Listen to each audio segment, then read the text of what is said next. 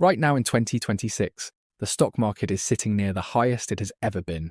And by one classic measure of how expensive stocks are, valuations are among the highest in the market's entire history, close to the record set at the dot-com peak in 1999. 7 companies now make up about a third of the whole index. So every headline is asking the same question. Is this the top? Is the crash finally coming? Here's the honest answer. Nobody knows. And nobody can time it. But you don't actually need to. Everyone's advice right now is the same. Don't panic. Don't sell. Just hold. But that's willpower advice, and you only find out whether your willpower holds after the crash already has you. We've already seen exactly what a real crash does. In 2008, the market fell 57%, top to bottom. If you had $100,000 in it, you watched it become 43. And almost nobody runs the number that comes next. To get back to even, the market doesn't need to rise 57%. It needs to rise about 133. It took until 2013 to climb back, more than 5 years just to get back to where you started. So the accounts that survived 2008 weren't the ones with the steadiest hands. They were the ones that already had a few boring, structural things in place before the first red day. Things you can check on your own account tonight, with a statement and a calculator. And that's the whole point of today. A crash doesn't decide whether your portfolio survives. 5 traits already did, long before the crash shows up. 4 of them are things you can check this weekend. Write off your own statement. The 5th one, you can't buy it and you can't fake it. And it's the reason most people hand back gains the market was ready to give them. We're saving that one for last. Sign 1, you don't need the money soon. This one usually hits first because it decides how badly a crash can hurt you. Here's the idea almost nobody explains. The damage a crash does to you has very little to do with how far it falls, and everything to do with when you need the money. Researchers even have a name for it: sequence of returns risk. Fancy phrase, simple meaning. It's not just what your returns are, it's the order they arrive in. Back in 1994, a financial planner named William Bengen studied every retirement going back to 1926 to find a spending rate that never went broke. He landed on about 4% a year, and it survived every window he tested. But the retirements that came closest to running dry all had one thing in common. They started with big losses early, while the person was pulling money out. Picture 2 people in that 2008 crash. One had 15 years before they'd touched the money, so 2008 was just an ugly number on a screen, and by 2013 they were whole again, having sold nothing. The other retired in 2007 and lived off the account as it fell, selling shares near the bottom every month to pay the bills, shares that never got to recover. Same crash, 2 completely different endings. So here's your first check. How many years until you actually spend this money? If it's 10 or more, a crash is a paper cut that heals itself. If it's under 3, a crash can leave a mark that never comes off. That number, your time horizon, is sign 1. Which brings us to the second sign, the one that turns that time horizon into armor. You have cash set aside, enough that a bad year can't force your hand. Call it dry powder, or just the money that lets you sell when you choose to, never because you have to. Because the person who gets wrecked in a crash usually isn't the one whose stocks went down. It's the one who had to sell those stocks at the bottom to cover something real. A job loss, a roof, a hospital bill. And that trap is more common than people admit. In 2024, Bankrate found that 56% of Americans couldn't cover a surprise $1,000 bill from savings. More than half of us are one bad week away from being a forced seller. Now, cash isn't free. It quietly loses to inflation every year. So treat it like insurance and don't let piles of it sit idle.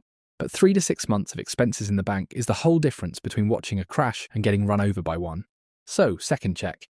Could you cover a rough year, a job scare and a market drop at once without selling a single share? If yes, that's sign 2.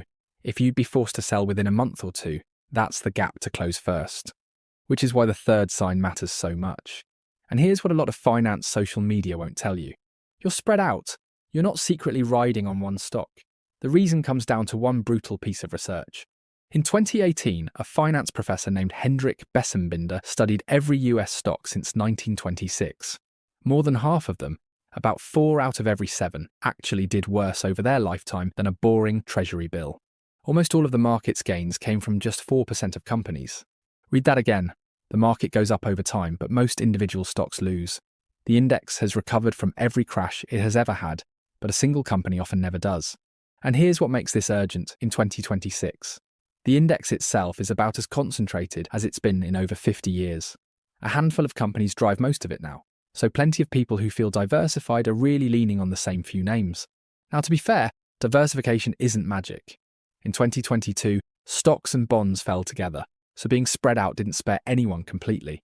But it stops one bad bet from turning a crash into a hole you never climb out of. So third check, what percent of your money sits in your single biggest position? If anyone's stock, especially your own employer's, is more than 10 or 15% of the pile, that's your concentration risk, staring right back at you. Quick pause before the last two. If this is helping you look at your own account more honestly, hit like and subscribe. It genuinely helps these breakdowns keep coming. That one realization that you can't know which names will survive leads directly into the fourth sign. And this is where it shifts from math to mindset. You made the big decisions before the crash, so you're not making them in the middle of one. The classic version of this has a name. It's called rebalancing. You pick a target mix, say 70% stocks and 30% bonds, and you hold it there. When stocks run hot, you trim them. When they crash, your own rule tells you to buy more, right when they're cheap and everything in you says run. And here's the part people miss from Vanguard's own research. Rebalancing barely moves how much money you make. What it actually does is keep your risk from quietly creeping up on you. Left alone, a long bull market turns a balanced portfolio into an aggressive one. Your 70-30 drifts toward 80-20 on its own, so you end up holding the most risk right when the market is priciest. So set a rule. Check it about once a year, or whenever you've drifted 5% off, and nudge it back. That's the shift from builder to steward. You follow the plan you set back when you were calm, instead of reacting on gut in the middle of a crash. So fourth check, do you have a target mix and a rule that returns you to it, set in advance? Or do you decide what to do while you're watching it fall? And once that settles in, something interesting happens. You reach the fifth sign, the one you can't fake. Almost nobody talks about it, and it quietly decides the other four. You can watch your account fall 30% and not touch a thing. That's the whole sign. It sounds simple, and it's the hardest one on the list. There's even a name for why. Researchers call it the behavior gap, the space between what investments earn and what investors actually earn, and it exists because of what people do in moments like a crash. Morningstar measures it every year. In the 10 years through 2023, the average fund returned 7.3% a year. But the average investor in those same funds earned just 6.3. A full point a year, gone. And it didn't go to fees or bad picks. It went to selling in the fear and buying back after the recovery. As Morgan Housel argues, doing well with money has less to do with what you know and more to do with how you behave. Picture the person who sold everything in March of 2020 to feel safe, then watched the market hit new highs 6 months later and bought back higher than they sold. The crash didn't take their money. Their own hands did. So the last check, and it's the honest one. Think back to the last real drop, 2020 or 2022. Forget what you planned to do. What did you actually do? If you left it alone or you bought more, you already have the rarest sign of all. If you sold, there's no shame in it, but that's the single most valuable thing you can fix before the next one. So go back to that account from the start, the one that fell to $43,000 in 2008. The market handed all of it back by 2013 and then kept climbing. Anyone who stayed invested came out whole. Only the people who sold near the bottom turned that drop into a permanent loss. That's the real takeaway. A crash doesn't decide whether you survive it. These 5 signs already did, long before it arrived.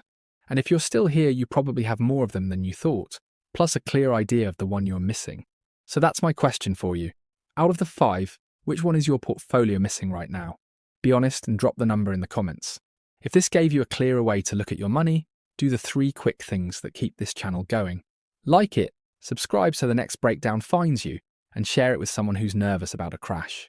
And if that last sign hit home, if you realize your own behavior is what really decides this, that's the one to go deeper on.